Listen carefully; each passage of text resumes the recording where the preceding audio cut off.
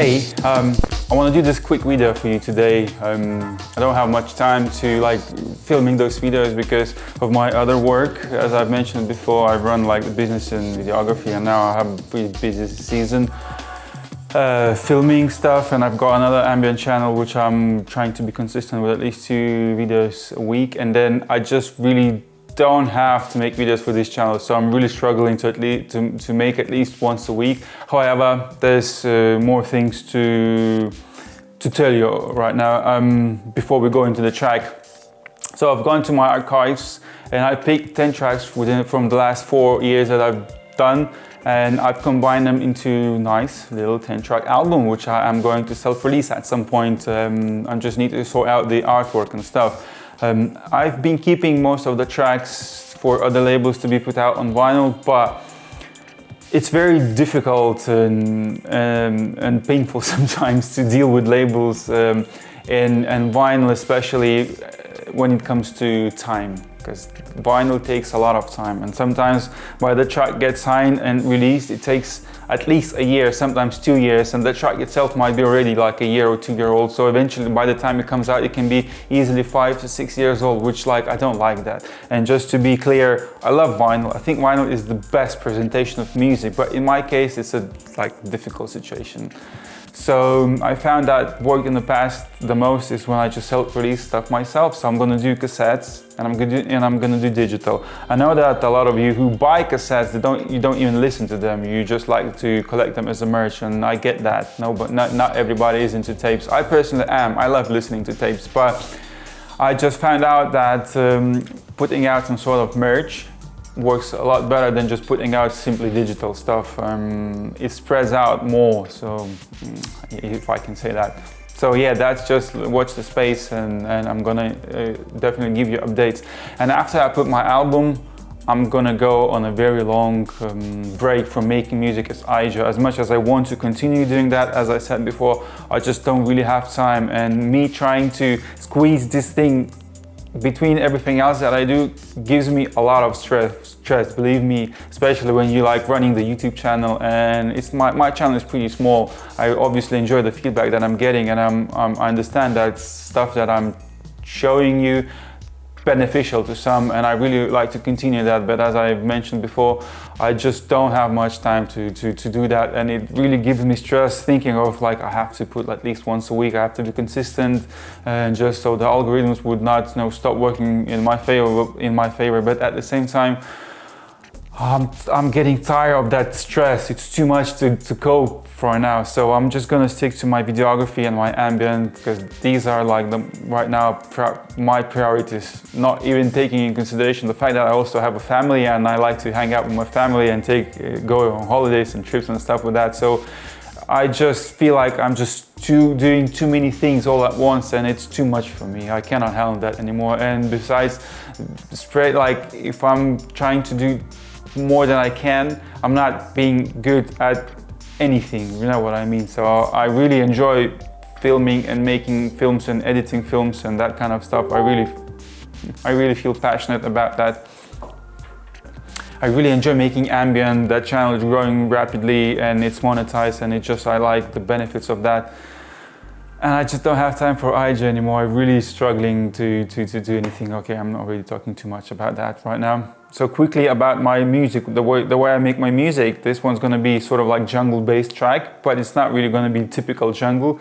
And I always try to avoid making typical club-like jungle tunes. Sometimes they come out like that, but generally my idea is never stick to the rules. The opposite, I try to break the rules and make whatever I want, however I feel. I don't care that my tracks don't have typical, club riffs and stuff. It's just that I'm not interested in that, typical stuff, commercial side, I might say that. And yes, I do believe that my music, what I do, it has this underground feeling, but I miss underground. There's no underground left. Everybody wants to do tracks that banging, that brings a lot of attention, but these tracks don't have soul. So with my music, I want to bring back soul, feeling. the differentness, if you know what I mean. I don't want to like sound like every other jungle or drum and bass or whatever artist in the world. Like I hear those tracks all the time. They're all the same to me. They all follow the same formula, you know. And I don't like that. So I don't care. Like, I'm happy enough that there are people that actually appreciate what I do and they like what I do. And it's for you that I'm doing all this, you know. I'm enjoying that, and I really appreciate that there are actually somebody who actually likes what I do, because I do feel that my music is not for everyone, not for everybody, because it doesn't have those, you know, commercial kind of attitudes. Anyway, another thing I want to talk about my production is this.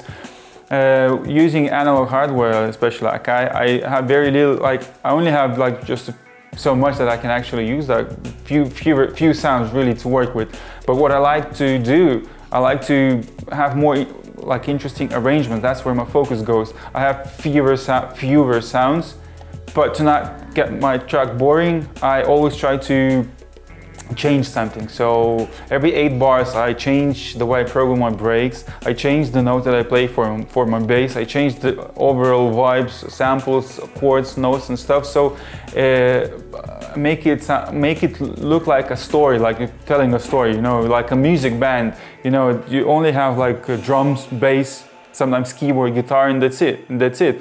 And like funk music, you know, they only have like a couple of sounds to play with, but they structured their tracks in such a way that it was still interesting to listen. And these days, like with computers, you have enormous amounts of sounds, and then you just make like 6-minute loop that sounds pretty much the same, if you know what I mean. So that's what I'm saying, what I'm trying not to do the same stuff, like not to stick to formulas. So also another thing, I never master my tracks loud. I never try to brick-wall them. I like to keep my dynamics, you know, intact, give a bit of snappiness, and this is what I take from the 90s. The 90s, they didn't have like maximizers or limiters, especially on vinyl, which what I grew up listening to. So I want my music to retain that, and I don't give a fuck about loudness wars. I don't want my tracks to be loud. I hate loud tracks, and I really wish this trend would go away. You know, fuck loudness. Yeah. Another thing I want to talk about, the brakes. Those 2 brakes. I'm going to be using 2 brakes, Amen brake and like the funky brake. I took those from Luke Vibert. If you don't like, I grew up with Luke Vibert's music, and he's one of my favorite artists. And I had luck sharing a stage with him back in 2007. I was living in London, and I was booked to play a gig back here at home in Lithuania, in Vilnius.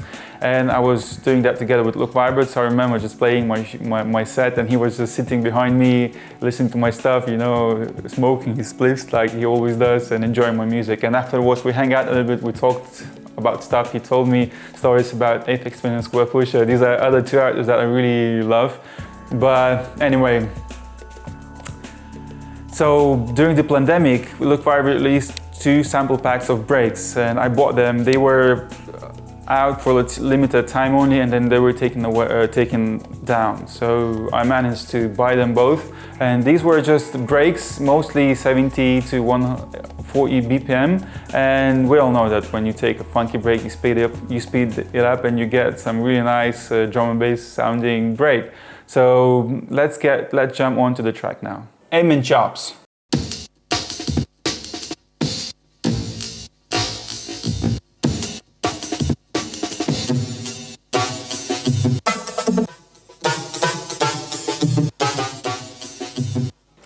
Just a break.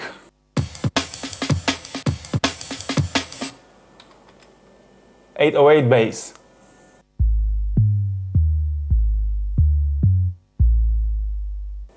Electric piano.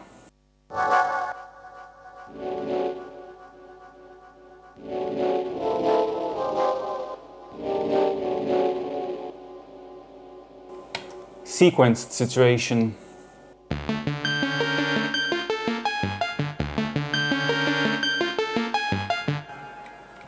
Another sequenced loop.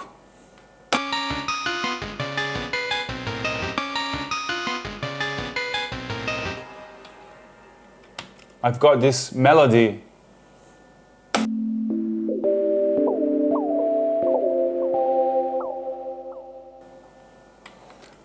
and a pad.